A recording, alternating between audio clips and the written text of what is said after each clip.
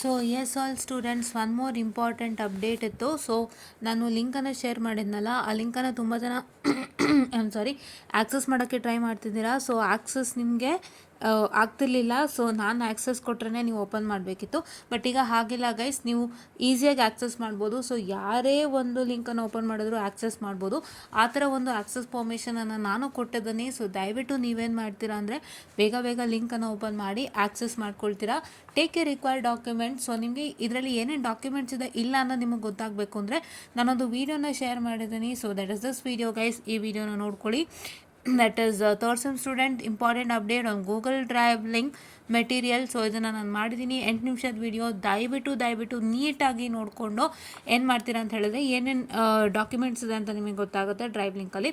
So ಅದನ್ನು ನೀವು access ಮಾಡ್ಕೊಬೋದು ಈಸಿಯಾಗಿ ಅಂತ ಹೇಳ್ತಾ, ಸೊ ನಾನು ಮ್ಯಾನೇಜ್ ಆಕ್ಸೆಸ್ನ ಅಪ್ಡೇಟ್ ಮಾಡಿದ್ದೀನಿ. ಸೊ ಯಾರೇ ಬೇಕಾದರೂ ಲಿಂಕನ್ನು ಓಪನ್ ಮಾಡ್ಬೋದು.